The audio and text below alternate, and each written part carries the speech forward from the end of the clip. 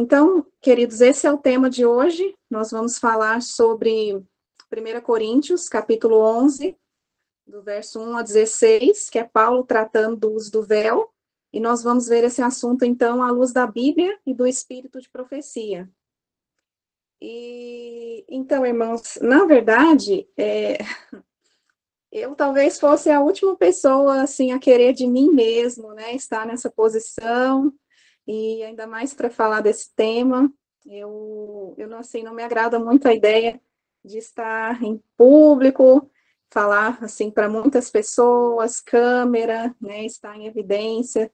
Eu gosto muito de falar da palavra de Deus, de compartilhar, mas sempre gostei de fazer isso individualmente, né, de pessoa para pessoa.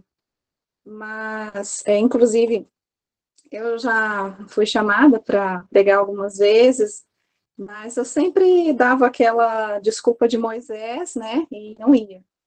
E eu me recordo que na última vez que um irmão me chamou para pregar, daí eu falei para ele assim: olha, quando o Senhor me der claramente uma mensagem, então aí eu vou compartilhar essa mensagem. E eu quero dizer, né, para os irmãos que essa é a mensagem. O Senhor ouviu e guardou as minhas palavras, e Ele realmente me deu claramente uma mensagem, e eu vou estar contando para os irmãos como é que foi isso.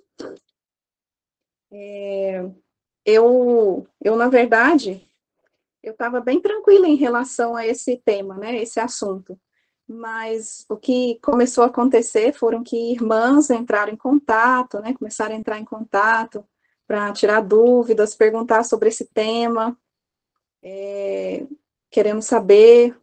E eu assim, eu compartilhava, né, o meu entendimento, e eu só ficava em oração, né, sempre ali em oração pelos irmãos envolvidos, em dúvida, em erro, e, e ficava tranquila, né, em relação a isso. Mas até que o Senhor colocou diante dos meus olhos uma mensagem que me chamou muita atenção, né? Vou colocar aqui para vocês. Então, diz assim: o erro jamais é inofensivo, nunca ele santifica, mas sempre traz confusão e dissensão, é sempre perigoso. Então, é a senhora White falando em Testemunhos para a Igreja, volume 5, né? Que o erro jamais é inofensivo. Isso me chamou muita atenção, porque eu estava pensando que era uma coisa de, né, só menos importância, mas não. Então, eu comecei a ficar já pensativa. Mas eu só continuei em oração, e volta e meia esse assunto ressurgia, esse assunto aparecia, né, com pessoas perguntando, e também, depois de mais um tempinho, o Senhor me deu mais uma mensagem que Ele colocou, veio até mim, e eu vou ler para vocês aqui também. Está em Testemunhos para a Igreja, volume 5, página 676, e diz assim: se há erros claros entre seu povo, e os servos de Deus continuam em frente, indiferentes a isso, estão, por assim dizer, apoiando e justificando o pecador, e são igualmente culpados, incorrendo tão certo como ele no desagrado de Deus, pois serão tidos como responsáveis pelos pecados do culpado. Foram-me mostrados em visão muitos casos em que o desagrado de Deus foi atraído por negligência da parte de seus servos, quanto a tratar dos erros e pecados existentes entre eles. Os que passaram por alto esses erros têm sido considerados pelo povo muito amáveis e de disposição benigna, simplesmente por haverem eles recuado do desempenho de um claro dever escriturístico. Essa tarefa não agradava seus sentimentos, portanto, eles a evitaram. Então, essa foi a mensagem, essa já me chamou mais atenção ainda, porque o Senhor está dizendo aqui claramente que aqueles que passarem por alto, né, o dever de fazer algo quando virem erros claros entre o seu povo serão tidos igualmente como culpados. Então, queridos, eu comecei a intensificar as minhas orações, né? E eu me recordo que numa oração na madrugada, né, que eu fiz ao Senhor, eu falei, né, assim com o Senhor: Senhor, se tu mesmo tem dito que isso não é coisa de pouca importância, se o Senhor espera que os seus servos não sejam indiferentes ao erro, então, Senhor, por favor, levanta alguém para falar sobre esse assunto, e por amor dos teus filhos que estão em erro e dos que estão em dúvida. Então, essa foi a minha oração. E, para minha surpresa, irmãos, o que aconteceu foi que, na mesma semana que eu fiz essa oração a Deus, a irmã Rose entrou em contato comigo, perguntando se eu poderia passar uma mensagem aqui na sala de oração. E quando ela falou o assunto, né? Ela sugeriu o assunto, ela falou: você poderia pregar sobre o uso do véu? Eu quase não acreditei no que eu estava ouvindo, né? E eu, eu tinha orado a Deus, pedindo a Ele que Ele levantasse alguém para falar sobre esse assunto. Então o Senhor estava chamando logo a mim, né? Mas eu falei com a Rose que eu aceitava, sim, porque eu sabia de onde estava vindo o chamado, eu sabia que era o próprio Deus, por tudo que estava acontecendo, pelas experiências, as pessoas em dúvida, as orações, os textos que o Senhor me apresentava, e o chamado dentro daquela mesma semana.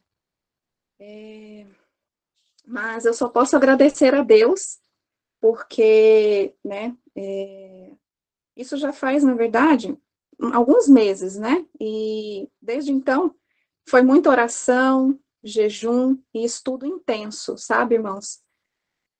Mas eu só posso agradecer a Deus, porque desde então ele tem estado comigo, conduzindo todas as coisas, o Senhor me auxiliou em cada etapa da montagem dessa palestra, o Senhor foi me dando cada texto, cada citação, um por um.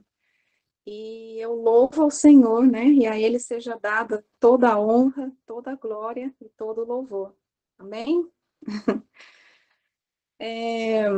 Bom, queridos, então, vamos para a nossa introdução. Testemunhos para a Igreja, volume 5, página 703, diz assim: é vontade de Deus que todos os fundamentos e posições da verdade sejam acurada e perseverantemente investigados com oração e jejum.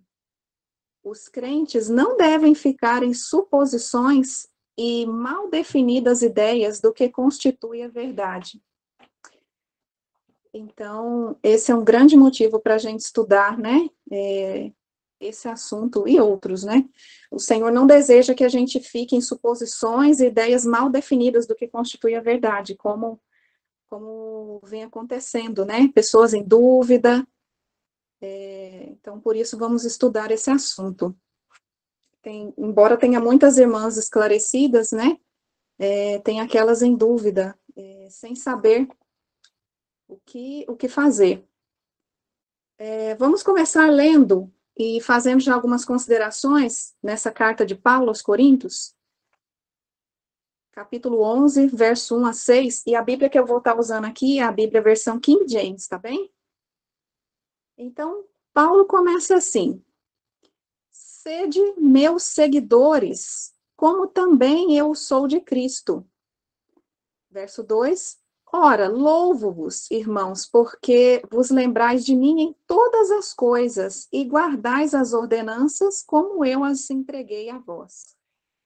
Verso 3, mas quero que saibais que a cabeça de todo homem é Cristo, e a cabeça da mulher é o homem, e a cabeça de Cristo é Deus. Aqui Paulo está falando da ordem hierárquica estabelecida por Deus, e ele tem um propósito que ele vai deixar claro para a gente mais para frente. Verso 4. Todo homem que ora ou profetiza, tendo sua cabeça coberta, desonra sua cabeça, que conforme ele acabou de falar, é Cristo, né?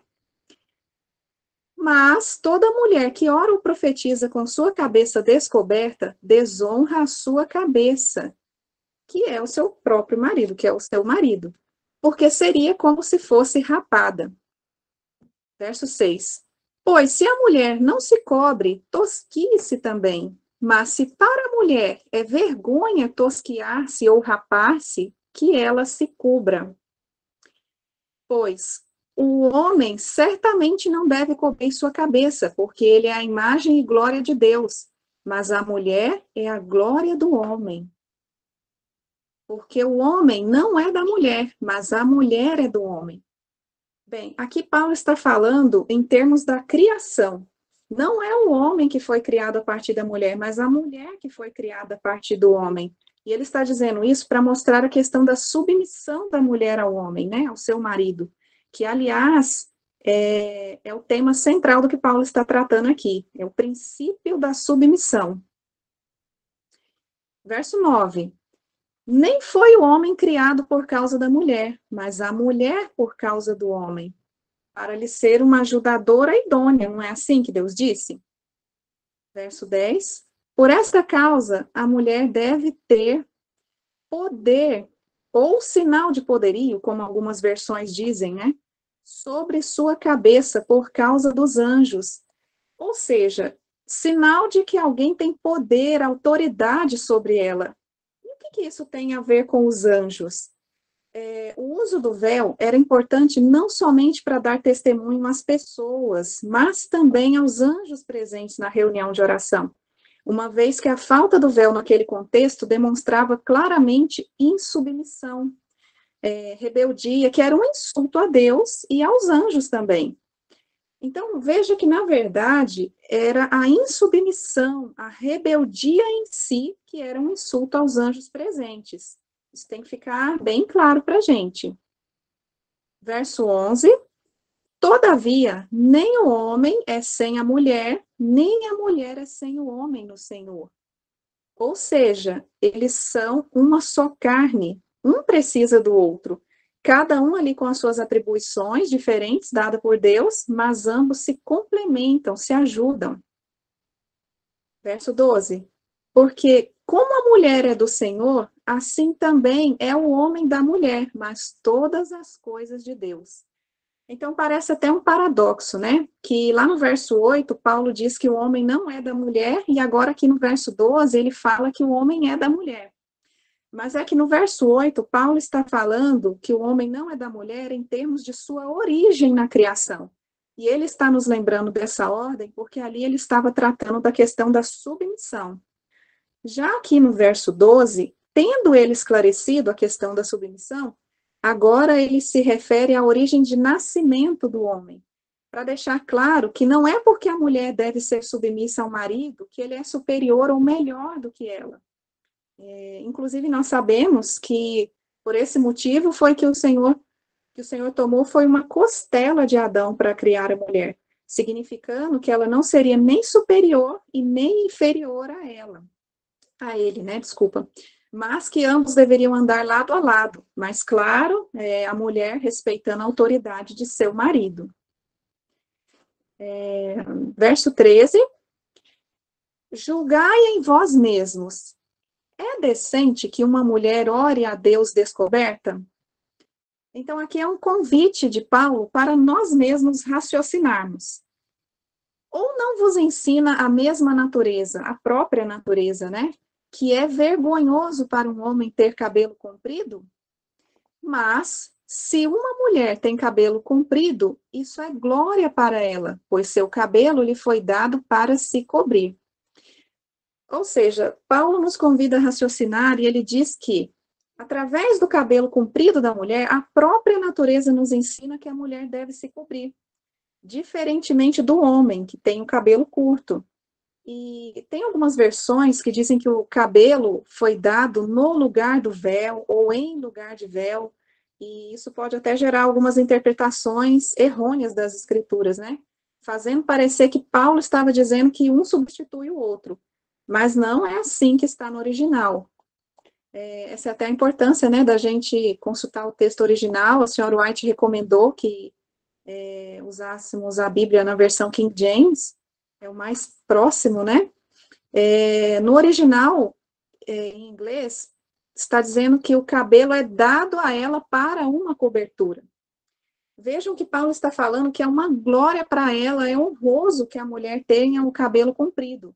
Ou seja, é honroso para ela ter uma cobertura. Por isso que ele diz no verso 6 que se a mulher não quer se cobrir, que ela se tosquie, porque o cabelo a cobre, né? E então Paulo não estava falando que o cabelo substitui o véu, mas ele estava comparando o cabelo com um véu.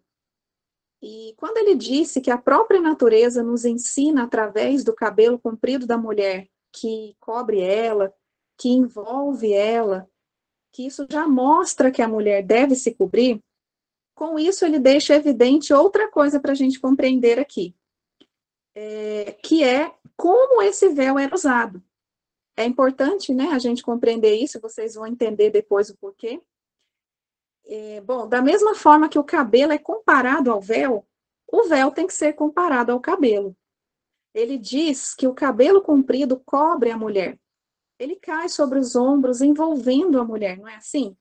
Da mesma forma era o véu, ele era colocado na cabeça e caía solto por sobre os ombros como o cabelo. Então, esse é o cobrir do véu. Porque a mesma natureza que por si só já mostrava que o cabelo comprido da mulher era como um véu, também automaticamente já apontava a forma como ele era usado, né? Então, não era qualquer coisa que a mulher colocava sobre a cabeça que servia de véu. Uma touca, um chapéu. Não, era o véu. Um tecido específico e uma forma específica de usar. Bom, e aí no verso 16, Paulo conclui: mas, se algum homem quiser ser contencioso, nós não temos tal costume, nem as igrejas de Deus. Ou seja, a instrução é essa: mulher, você deve se cobrir. Mas, se ainda assim alguém quiser criar contenda, Paulo nos diz que nós, cristãos, não temos tal costume. Costume do quê? De contender, de debater, nem as igrejas de Deus. Então, ele deu a orientação, encerrou o assunto, dizendo que não iria contender com quem quisesse ir contra. Essa é uma das conclusões, então, que nós tiramos até agora, né, desse texto, mas ainda tem mais informações importantes para a gente extrair aqui desses versos de Paulo. Vamos ler novamente o verso 2. Ele diz: ora, louvo-vos, irmãos, porque vos lembrais de mim em todas as coisas e guardais as ordenanças, como eu as entreguei a vós. Essa palavra ordenanças, que em algumas versões está como preceitos, nós buscamos no original e a palavra correspondente é parádosis, que é uma palavra grega, que é a mesma palavra usada lá em Mateus, capítulo 15, verso 2, e em Gálatas, capítulo 1, verso 14, para se referir a tradições. Então, vamos ver aqui o que está escrito lá em Gálatas, depois em Mateus, que é Paulo, e depois Jesus falando a respeito das tradições. Gálatas primeiro, diz assim, capítulo 1, verso 14. É Paulo falando, ó. Eu superava na religião judaica a muitos dos meus companheiros na minha própria nação, sendo mais excessivamente zeloso das tradições de meus pais. Então, Paulo dizendo que ele era assim, zeloso das tradições.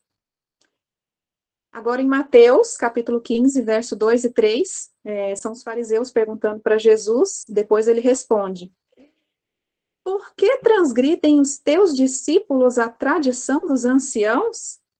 E no verso 3, Jesus diz: por que transgredis vós também o mandamento de Deus por causa da vossa tradição? Veja que Jesus está dizendo que o importante não é a tradição, e sim o princípio. O princípio é que deve prevalecer, né? Muito importante termos isso em mente. Então, esse é um outro quesito importante para a gente considerar. que se tratava de uma tradição judaica. Vamos ler novamente agora o primeiro verso. Paulo diz: sede meus seguidores. Algumas versões dizem imitadores, que é a mesma coisa, na verdade, né? Como também eu sou de Cristo. E o que Paulo fazia, gente? Paulo se fazia de fraco para ganhar os fracos, né? Não é assim que está lá em 1 Coríntios, capítulo 9, verso 22? Foi Paulo mesmo quem disse.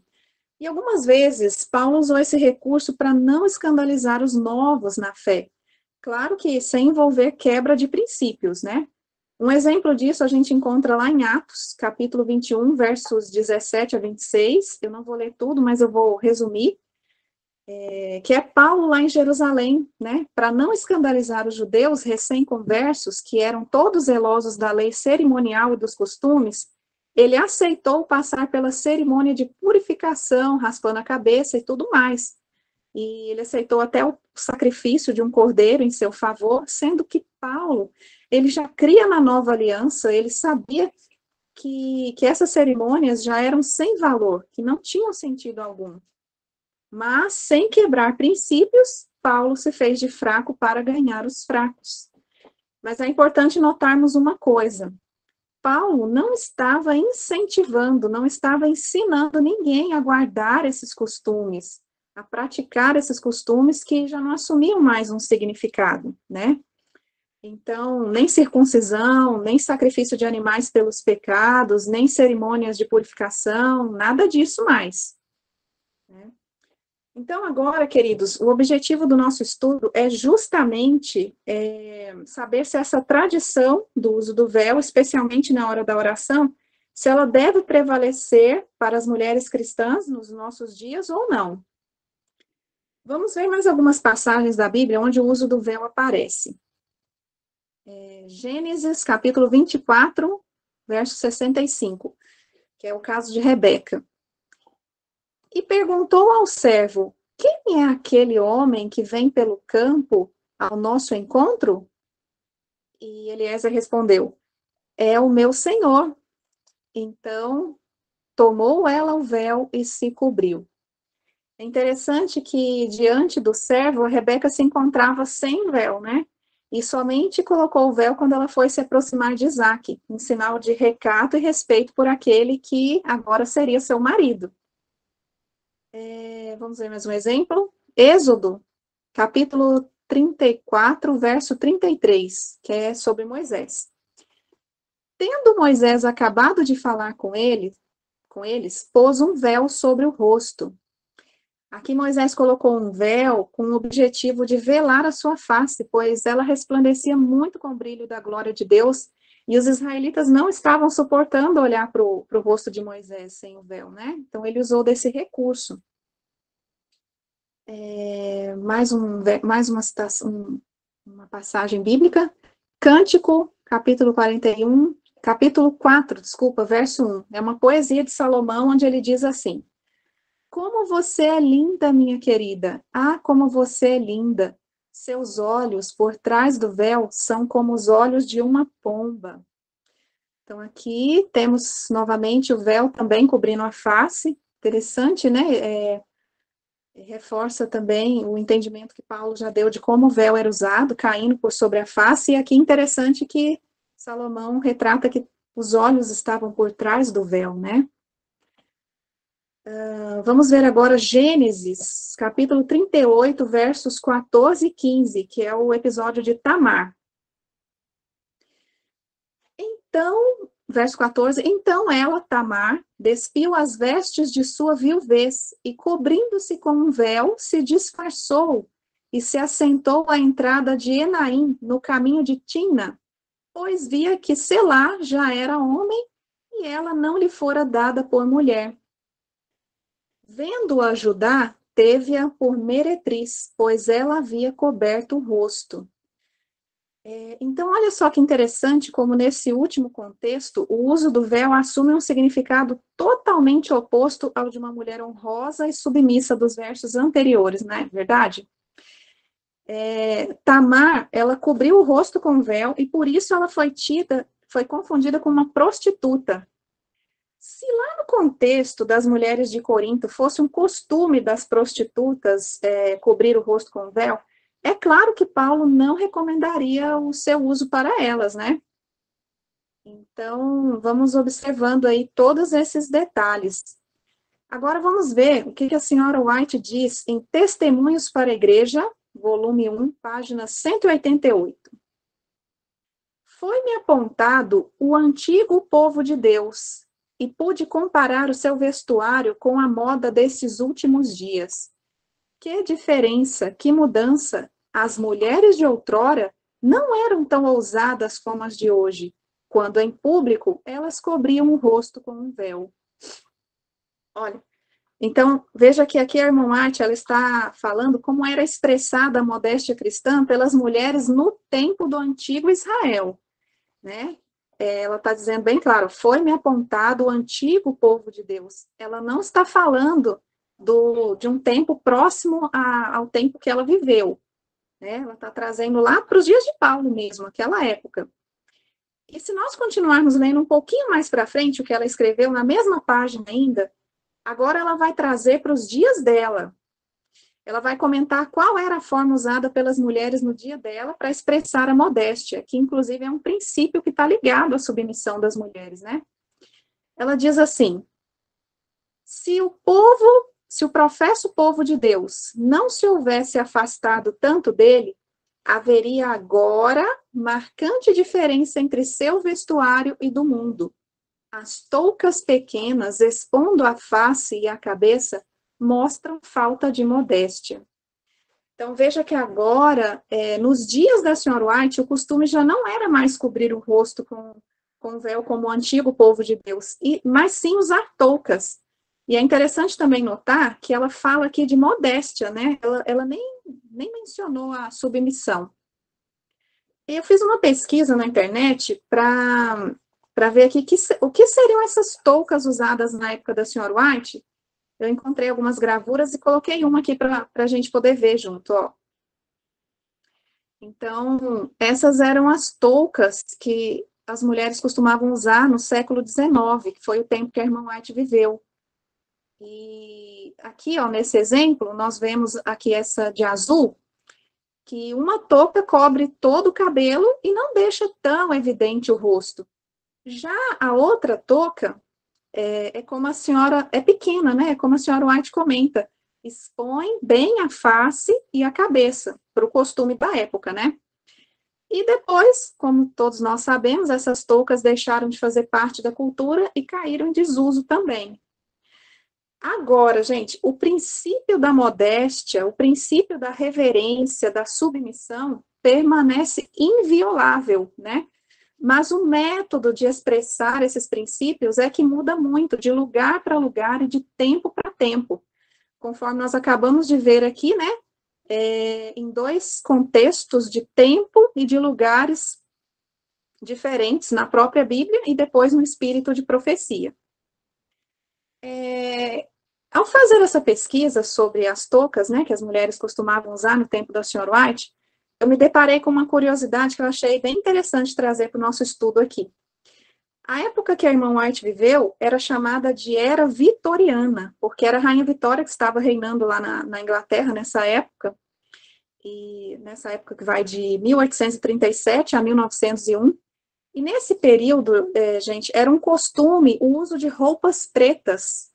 Olha só o que diz um site que eu encontrei aqui, que relatou algumas curiosidades da época. A gama de cores que vai permear o guarda-roupa feminino no século XIX tinha a predominância do branco e do preto. Essa era uma ideia que, de certa maneira, retomava conceitos da reforma protestante. O preto era sinal de luto e piedade, de uma vida regrada voltada a Deus, humilde e simples. Na corte espanhola, por exemplo, o preto estava associado à austeridade e piedade, o mesmo ocorrendo em países protestantes como a Holanda. Então, aqui temos a fonte, né, para quem quiser ver depois. E um outro site que eu encontrei dizia assim, ó, O preto foi também a cor do puritanismo e da reforma protestante, que requeria roupas simples, sóbrias e discretas. Teólogos como João Calvino e Felipe Melanchthon desaprovavam as ricas cores e decorações dos interiores das igrejas católicas, consideradas por eles como ostensivas e distantes dos valores da humildade e do sacrifício. Volta um slide, por favor, querido. Então, aqui, ó, nós temos a Rainha Vitória e suas netas, né, estão todas de preto aqui, mas no caso da Rainha Vitória, as roupas pretas era devido a um luto pela morte do seu esposo no ano de 1861. Ela ficou de luto para o resto da vida dela, aproximadamente uns 40 anos, e nunca mais ela tirou as vestes pretas. E daí vem essa tradição da roupa preta para o luto. Mas entre os protestantes tinha também essa conotação que a gente acabou de ver. Inclusive, né, eu até sempre me perguntava por que será que a senhora White sempre estava de preto, né? Eu não sei se é exatamente por isso, né, mas o costume da época era aquele, e pode ser que sim. Então, eu separei aqui algumas fotos para a gente poder ver. A senhora White, junto com vários irmãos, numa conferência. Eu creio que a senhora White é essa na terceira fileira, de baixo para cima. Não dá para ver muito nítido, né? Mas aqui tá, essa foto é do acervo, né, das fotos da senhora White. Ela está aqui entre os irmãos também. A foto de baixo, a próxima foto. Vamos para a próxima foto. Aqui, ó, a senhora White está no centro com uma Bíblia na mão, entre os irmãos aqui. A gente vê a predominância, né, das roupas pretas. Então, gente, o preto era a cor da reforma protestante, né? Mas hoje, o uso da cor preta nas vestes não tem mais essa conotação. Qualquer um hoje em dia usa roupas pretas, inclusive os roqueiros, né? Perdeu-se esse simbolismo do preto para os cristãos protestantes. Mais uma foto, ó. A senhora White aqui com a irmã dela, a irmã gêmea, Elizabeth. Então, nós estamos vendo que a questão cultural existe, né? E ela precisa ser levada em consideração. Eu me recordo, inclusive, né, que uma certa ocasião, alguns anos atrás, um amigo esteve nos visitando na roça e ele ficou conhecendo uma de nossas irmãs. E aí, depois do encontro, né, num outro momento, ele perguntou assim, né, para mim, aquela irmã, ela é gótica? Daí eu falei, não, por quê? Daí ele falou assim, porque ela estava toda de preto, de blusa preta, saia preta, calçado preto, tudo. Então, gente, embora ela não tenha nada a ver com o grupo dos góticos, ela foi, né, pela sua apresentação, foi confundida. Então, nós precisamos tomar cuidado, inclusive, com qual a mensagem nós estamos passando, né? Porque a gente pode estar pretendendo passar uma mensagem, na verdade, está passando outra. Bem, vamos ver agora aqui mais um exemplo no espírito de profecia sobre essa questão cultural, né? Como Deus lida com isso. O uso da aliança. Em Testemunhos para Ministros, página 180, a senhora White diz assim: alguns se têm preocupado com o uso da aliança, achando que as esposas de nossos ministros se devem conformar com este costume. Tudo isto é desnecessário. Possuam as esposas de ministros o áureo elo que as liga a Jesus Cristo, um caráter puro e santo, o verdadeiro amor e mansidão e piedade que são os frutos produzidos pela árvore cristã. E certa será em toda parte sua influência. O fato de o descaso desse costume ocasionar comentários não é boa razão para adotá-lo. Os americanos podem fazer compreender sua atitude com o declarar positivamente que esse uso não é obrigatório em nosso país. Nós não precisamos usar este anel, pois não somos infiéis ao nosso voto matrimonial, e o trazer a aliança não seria prova de sermos fiéis. Sinto profundamente esse processo de fermentação que parece estar em andamento entre nós, na conformidade com o costume e a moda. Nenhum centavo deve ser gasto com esse aro de ouro para testificar que somos casados. Nos países em que o costume for imperioso, não temos o encargo de condenar os que usarem sua aliança. Que o façam, caso possam fazê-lo em boa consciência. Não achem, porém, nossos missionários que o uso da aliança lhes aumentará um jota ou um tio a influência. Então, veja que aonde o uso da aliança não é obrigatório, não é um costume, ela desencorajou o uso. Já em países que têm esse costume, ela diz que pode ser usada caso a pessoa tenha uma boa consciência, né? E eles não têm o encargo de condenar. Porque, na verdade, irmãos, não é o fato de alguém usar uma aliança que torna a pessoa casada ou fiel a alguém.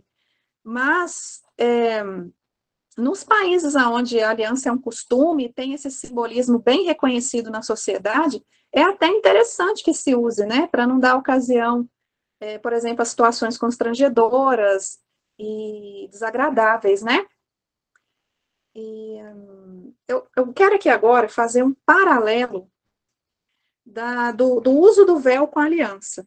É um paralelo que eu fiz aqui, e eu vou pedir aos irmãos que leiam, me acompanhem, lendo novamente o texto do uso da aliança, e vocês vão fazendo um paralelo também na mente de vocês, tá bem? Então, vou ler aqui o paralelo que eu fiz. Alguns se têm preocupado com o uso do véu, achando que as mulheres que são submissas a seus maridos se devem conformar com essa tradição. Tudo isso é desnecessário. Possuam as esposas cristãs o áureo elo que as ligue a Jesus Cristo, um caráter puro e santo, o verdadeiro amor e mansidão e piedade que são os frutos produzidos pela árvore cristã. E percebida será sua submissão em toda parte. O fato de o descaso dessa tradição por nossa parte ocasionar comentários não é motivo para adotá-la. As ocidentais podem fazer compreender sua atitude com o declarar positivamente que tal tradição não faz parte dos costumes de seu país. Nós não precisamos usar o véu, pois não somos insubmissas a nosso marido, e o trazer o véu não seria prova de sermos submissas. Sinto profundamente esse processo de fermentação que parece estar em andamento entre nós, na conformidade com a tradição. Nenhum tempo deve ser perdido com esse artefato para testificar que somos submissas. Nos países em que o costume for imperioso, não temos o encargo de condenar as que usarem o véu, que o façam, caso possam fazê-lo em boa consciência. Não achem, porém, nossas irmãs, que o uso do véu lhes aumentará um jota ou um tio a influência. Então, o que vos parece, irmãs e irmãos? Fica bem claro, né? Fazendo esse paralelo, a gente consegue perceber que tem toda a relação de uma coisa com a outra, por ser cultural, né? Por se tratar de tradição. E a gente precisa estar atento ao sentido que tem, né? Se a sociedade pode ou não interpretar daquela maneira como a gente julga que aquele símbolo passa, né? A ideia, a conotação. Vamos agora ver mais alguns exemplos bíblicos de símbolos que deixaram de ser sinal entre o povo de Deus. Em Mensagens Escolhidas, página 473, a senhora White fala do cordão azul. Diz assim: os filhos de Israel, depois de terem sido tirados do Egito, foram ordenados a usar um simples cordão azul nos cantos de suas vestes, para distingui-los das nações em volta e significar que eram um povo peculiar de Deus. Não se requer hoje do povo de Deus que tragam nas vestes um sinal distintivo. Então, olha só, né? Eu até negritei aqui a palavra significar, porque passava aquele símbolo, ele passava esse significado. Mas aqui ela está dizendo que Deus não requer que hoje o povo traga esse sinal nas suas vestes, né? E é interessante também que é a senhora White que vai falar sobre isso. Na Bíblia não tem um momento em que Deus fala para parar de usar o cordão azul, né? É ela que vai comentar que Deus não requer isso de nós hoje. Agora, mais um exemplo de Moisés, lá em Êxodo, capítulo 3, verso 4 e 5, o Senhor disse assim, Moisés, é o caso de tirar as sandálias dos pés, né? E quando o Senhor viu que ele, Moisés, se virara para ver, Deus o chamou do meio da sarça e disse, Moisés, Moisés, e ele disse, aqui estou. E o Senhor disse, não te aproximes até aqui, tira a tua sandália dos teus pés, porque o lugar em que estás é terra santa. E lá, na carta de número 29, no ano 1901, a senhora White diz assim, ó, não é necessário tirar os sapatos dos pés ao entrar na casa de culto. Antigamente, aqueles que ministravam em ofícios sagrados eram obrigados, ao entrar no santuário de Deus, a tirar as sandálias e lavar os pés com poeira acumulada. Mas não há a menor razão para que isso seja feito agora. Então, veja bem, né? A questão de tirar as sandálias dos pés era uma ordenança que o próprio Deus tinha instituído, né? Para que houvesse uma demonstração de reverência nos lugares santos. Mas hoje ele não nos pede esse sinal, conforme a gente acabou de ver. Mas o princípio de reverência permanece, né? Só que hoje demonstrado de outras maneiras. Vamos ver aqui mais um exemplo da circuncisão agora. Lá em Êxodo, capítulo 17, verso 10 e 11. O Senhor disse, ó, este é o meu pacto que guardareis entre mim e vós e a tua semente depois de ti. Todo filho homem entre vós será circuncidado, e vós circuncidareis a carne do vosso prepúcio, e será um sinal do pacto entre mim e vós. Mas, como nós sabemos, né, já na nova aliança que Jesus estabeleceu conosco, já não era mais necessária a circuncisão, né? E Paulo, lá em Romanos, capítulo 2, verso 29, inclusive ele vai dizer assim, ó, porém, judeu é aquele que o é interiormente, e circuncisão é a que é do coração, no espírito, não segundo a letra, cujo louvor não procede dos homens, mas de Deus. Então, irmãos, vocês estão percebendo que não há mais véu, nem touca, nem cor de roupa, nem anel, nem cordão azul, nem o tirar as sandálias, nem circuncisão, nem mais um sinal externo que Deus peça que eu coloque em mim, ou né, para simbolizar algum princípio da minha fé. Não tem mais símbolos externos. E o que Deus, o que Jesus colocou no lugar disso tudo na nova aliança? O testemunho, conforme Jesus falou lá em Mateus, capítulo 28, verso 19, ele disse assim, ide, portanto, fazei discípulos de todas as nações, batizando-os em nome do Pai, do Filho e do Espírito Santo. O batismo, o que é? O batismo é um testemunho público. É isso que Deus pede do Israel moderno hoje, né?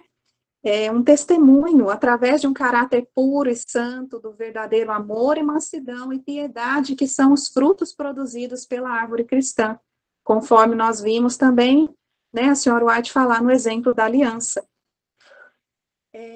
Irmãos, eu quero também aqui agora abrir um parênteses para falar um pouco sobre a questão das cerimônias externas. Deixando claro que o uso do véu em si não seria uma cerimônia externa, tá? Mas uma tradição local dos judeus naquela época. Mas isso que eu vou falar agora também vai ajudar a gente a compreender o perigo de seguir nesse caminho de resgatar tradições. Vamos ler então o que o Espírito de Profecia falou sobre essa questão das cerimônias. Se Se aqueles que afirmam acreditar na verdade sagrada para este tempo voltassem à prática das observâncias cerimoniais exigidas dos judeus, que tipo de representação seria feita diante dos anjos e dos homens? Devemos ter o maior cuidado para remover o pecado de todos os cantos do coração. Aqueles que, em lugar de purificar o templo da alma, realizam cerimônias externas, pensando que estas os recomendarão a Deus, encontrar-se-ão envoltos em trevas espirituais, assim como os judeus. Aqueles que colocam tais provas ao povo de Deus hoje apenas confundem a mente, colocam as obras no lugar da verdade preciosa, fazendo com que elas tomem o lugar da religião, do coração e da vida. Recebi do Senhor a advertência para dar às igrejas adventistas do sétimo dia. Ele me instruiu que Satanás é o inventor de fábulas sem importância e sem sentido, que ele apresenta às mentes humanas para eclipsar as grandiosas, enobrecedoras e purificadoras verdades para esse tempo. O inimigo se empenha a favor dessas miseráveis invenções para rebaixar os princípios sagrados da verdade, distrair a mente da verdade salutar para cerimônias enganosas. Então, esse texto está numa carta de número 29, que a própria senhora White escreveu no ano de 1901. Irmãos, por que eu abri esse parênteses aqui? É porque a intenção de Satanás não é somente envolver a mente do povo de Deus para as tradições, como é o caso do véu que nós estamos estudando aqui, mas também para as cerimônias que nós não temos que estar celebrando mais na nova aliança, né, que Jesus estabeleceu conosco. E acontece que agora, além da tradição do véu, está sendo sugerido que nós deveríamos também celebrar a festa dos tabernáculos. Mas, queridos, como que nós vamos celebrar a festa dos tabernáculos, sendo que o nosso sumo sacerdote ainda está no lugar santíssimo fazendo a expiação pelos nossos pecados? Isso é como se eu dissesse que eu não tenho mais um sumo sacerdote fazendo expiação por mim. Nós estamos vivendo no grande dia da expiação, que é quando o povo de Deus deve estar afligindo a alma, esquadrinhando os corações, orando e jejuando.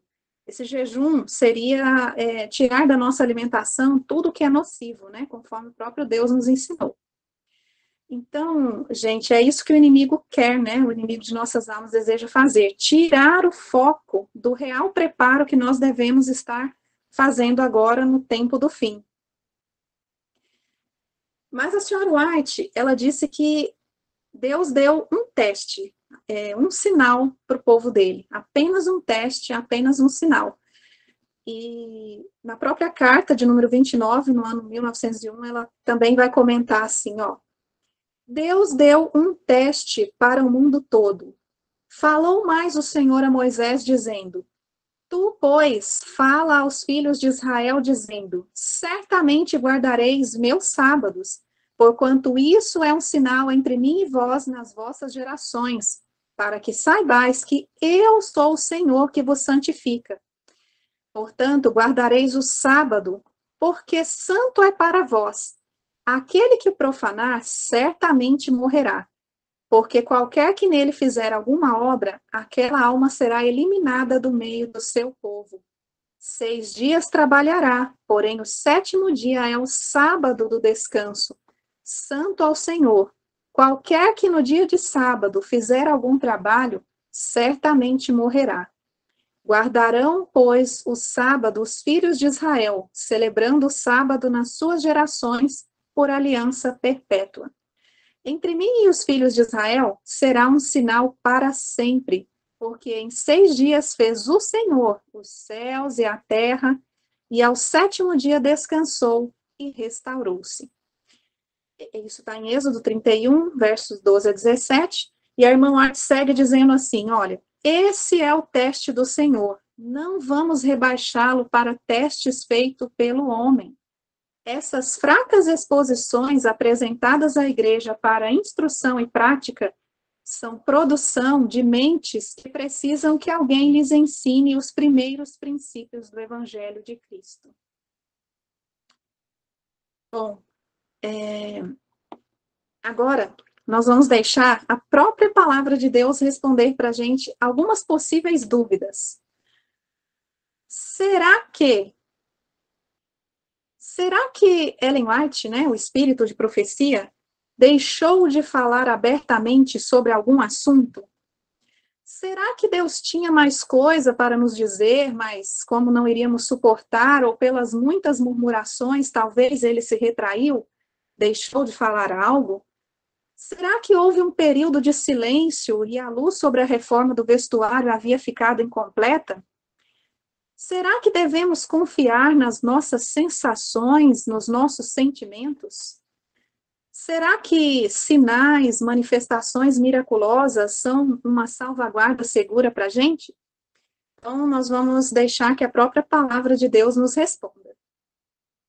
Em Testemunhos Seletos, volume 2, página 276, a senhora White diz assim: nos tempos antigos, Deus falou ao homem pela boca de seus profetas e apóstolos.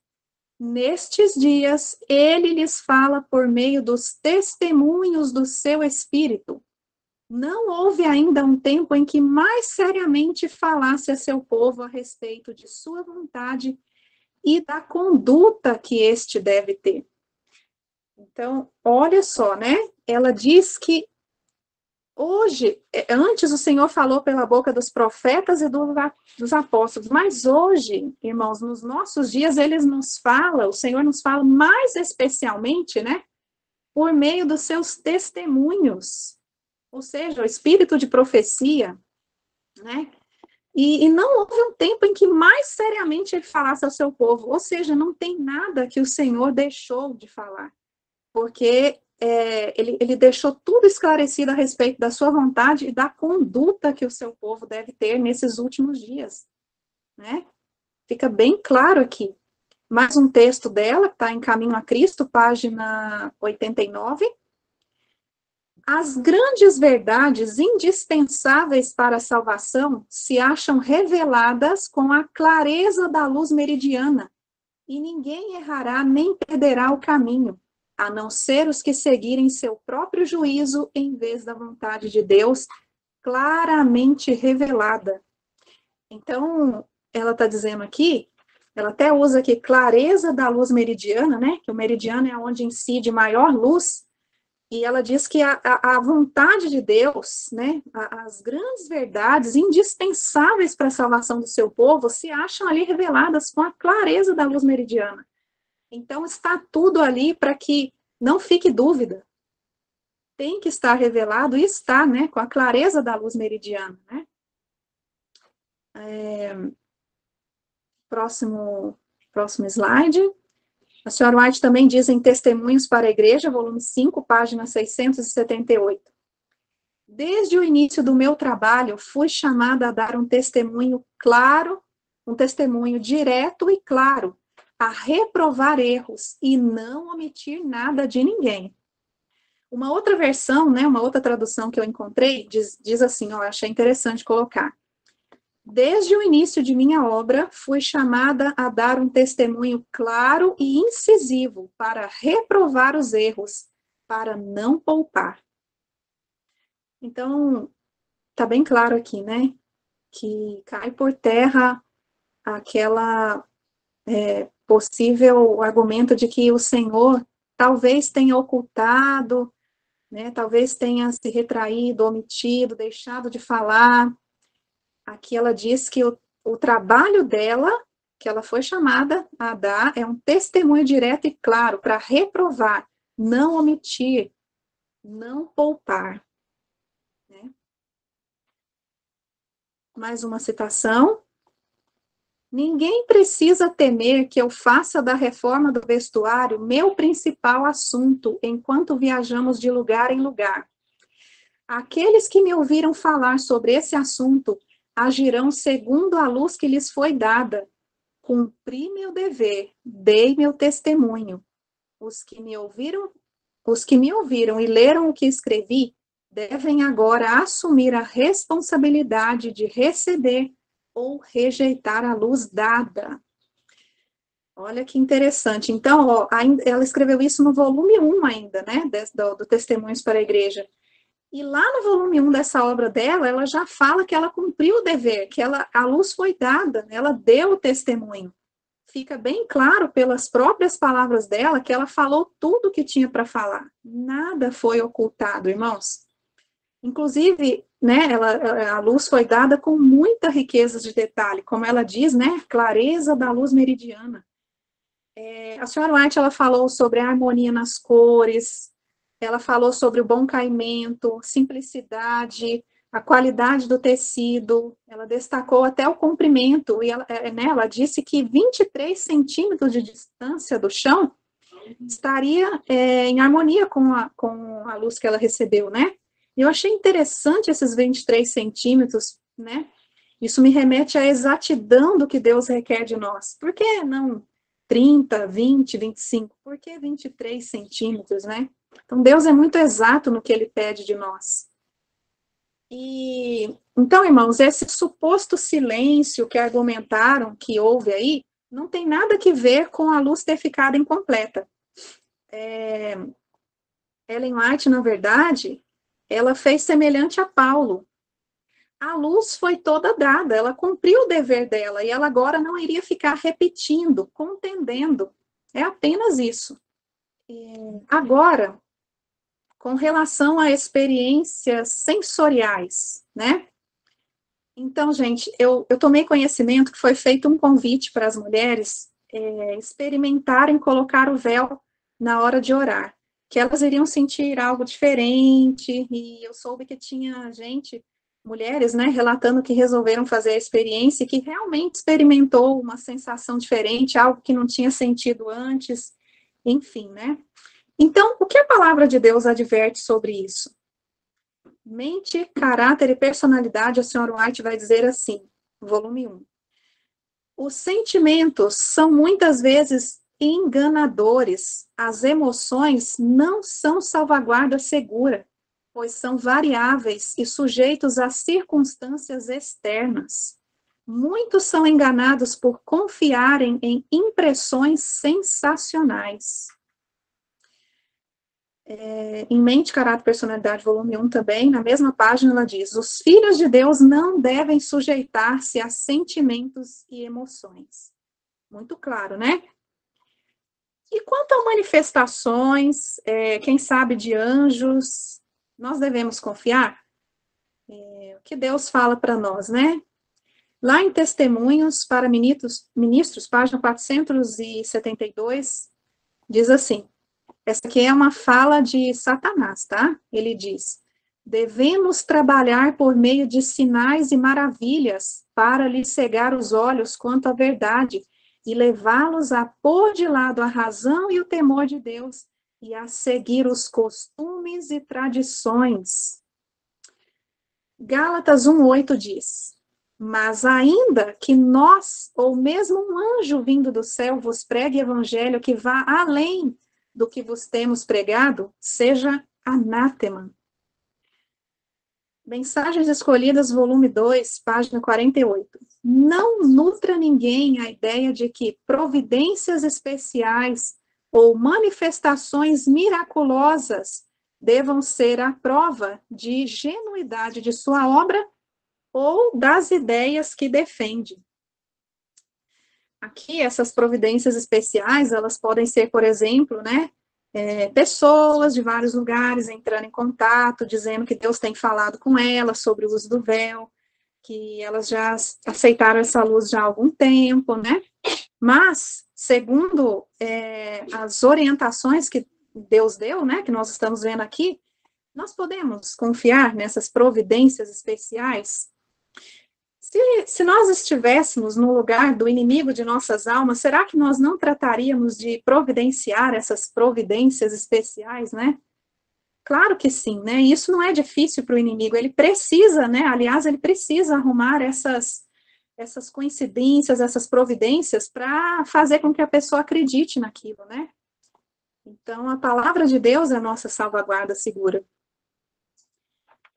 A senhora White diz também, em Mensagens Escolhidas, volume 2, página 29, em tempos passados, alguns entre os crentes tinham grande fé em estabelecer sinais pelos quais decidir seu dever.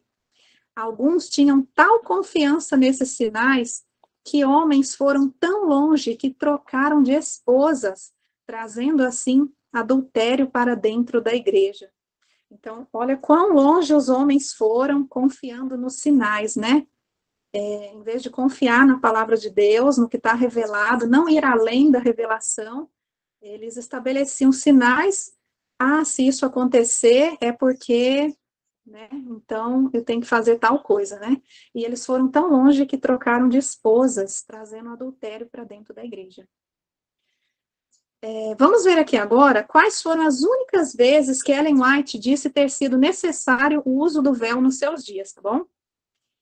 Em Cartas e Manuscritos, volume 12, no ano de 1897, a senhora White diz assim, ó, a reunião de Melbourne não precisa de ser adiada para dezembro, quando as moscas são tão incômodas que há necessidade de homens e mulheres usarem véus. A picada dessas moscas é muito venenosa. Então, qual foi o motivo que ela falou que precisaram usar véus, inclusive homens, né? Para se proteger das moscas venenosas. Esse, né, o único motivo de estarem com véus ali. E 4 anos depois, né, comentando a respeito de uma outra reunião campal, a senhora White diz assim, na reunião campal realizada em Bridgton, Austrália, o povo foi obrigado a usar véus para manter as moscas venenosas longe dos seus rostos. Enquanto falava, eu própria era obrigada a abanar-me continuamente. Então, queridos, essas são as únicas vezes que ela menciona que o povo necessitou usar véu, apenas com a finalidade de se proteger das moscas. Inclusive, ela mesma não estava usando véu, né? Ela comenta que ela precisou se abanar continuamente. Nós temos aqui algumas fotos, né, da senhora White em momentos, situações diferentes, para a gente poder constatar que realmente ela não faz uso de véu em qualquer momento, circunstância aqui. Aqui a senhora White está falando na Conferência Geral, no ano de 1901, eu creio que ela está pregando aqui, né? Me parece que ela está com uma Bíblia. Como vocês estão vendo, ela não faz uso de véu. Depois aqui, ó, no ano 1906, a senhora White falando na dedicação do sanatório de Loma Linda. Também sem véu, né? A próxima foto, no ano de 1909, a senhora White no sanatório de Madison. Inclusive aqui, né, na companhia do filho dela, da nora, ao lado dela. Aqui, outros irmãos, irmãs também sem véu. No ano de 1913, próxima foto, Ellen White com sua família e ajudantes de Elmshaven, que é a casa que ela morou, né, do ano de 1900 até a sua morte. Aqui faltavam apenas 2 anos para a senhora White descansar. E também sem véu, as irmãs também sem véu, né? E na próxima foto, né, novamente aqui no mesmo ano, 1913, Ellen White com seus ajudantes. Essa aqui, gente, é a única foto que a senhora White aparece se cobrindo assim. E essa foto foi usada para dizer que ela possivelmente aceitou a luz do véu no final de sua vida. Mas, irmãos, ainda que nós quiséssemos ignorar todas as evidências reais dessa foto, por tudo que nós já estudamos, no próprio espírito de profecia, isso é impossível, né? Como nós vimos. A irmã White, ela deixou bem claro que o Senhor nos fala hoje, mais especialmente por meio do espírito de profecia, que ela deu todo o testemunho, toda a luz que ela recebeu, né? Da forma mais clara possível, não ocultou nada. E ainda assim, né, tá claro, tá evidente aqui na foto, né, que A senhora White aqui já estava bem idosa, e os idosos sentem mais frio, né, naturalmente, e por isso, assim como ela estava aqui bem agasalhada, ela estava apenas se cobrindo, se protegendo do frio, né? Aonde a gente, inclusive, costuma sentir mais frio no pescoço, na garganta, nos ouvidos, né? E podemos ver aqui que também as irmãs que estão junto dela, nenhuma faz uso de véu, né? Mas ela, como já uma senhora de mais idade, estava se protegendo apenas, né? E agora, queridos, eu queria chamar a atenção das irmãs para mais um outro aspecto muito sério aqui. Nós vamos ver alguns tipos de cobertura de cabeça usada pelas mulheres em algumas culturas do mundo. Eu selecionei algumas fotos e temos aqui, cada tipo de cobertura recebe um nome diferente, né?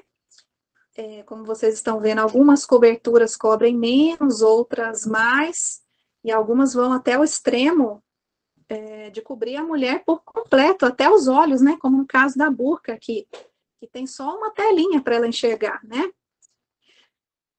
Temos aqui também, na próxima foto, mais algumas coberturas. Nas fotos anteriores são coberturas usadas, né, pelas mulheres muçulmanas, enfim, religiões lá do islamismo, né? E aqui, nessa foto agora, temos o tichel, que na verdade, é o lenço, é o nome dado ao lenço, a cobertura de cabeça usada pelas mulheres judias, que tem formas variadas de uso, né? Como vocês podem ver aí, essas formas variadas aí, todas são usadas pelas mulheres judias, né? Então, são religiões diferentes, indumentárias diferentes, né? Mas elas têm um ponto em comum. Nenhuma delas crê em Jesus Cristo. Nenhuma delas professa Jesus como seu Senhor e seu Salvador. Né? Queria chamar a atenção dos irmãos para isso.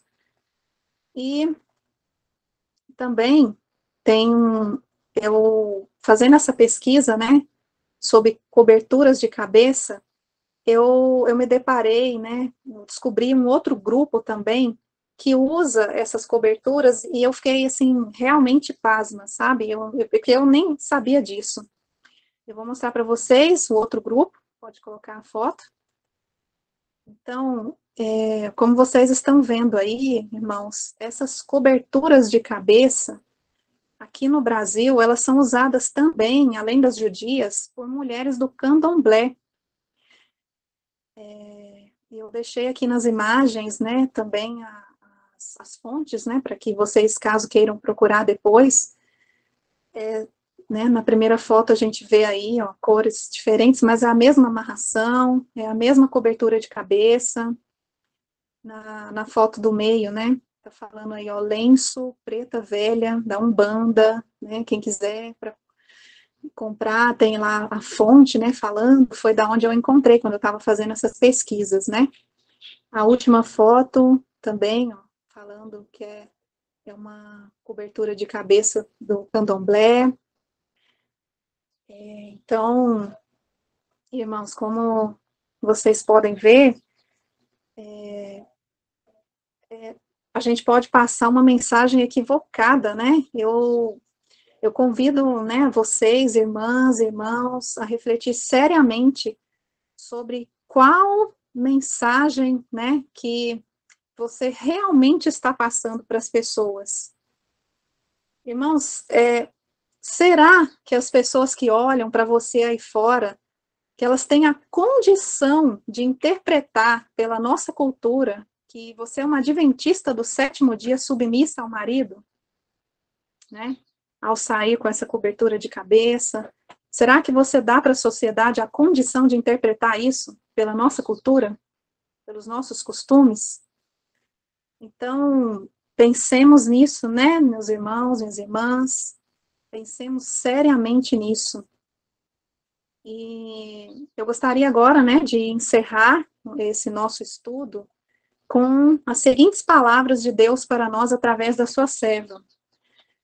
Em Testemunhos para a Igreja, volume 1, página 457, e depois em manuscritos, 101.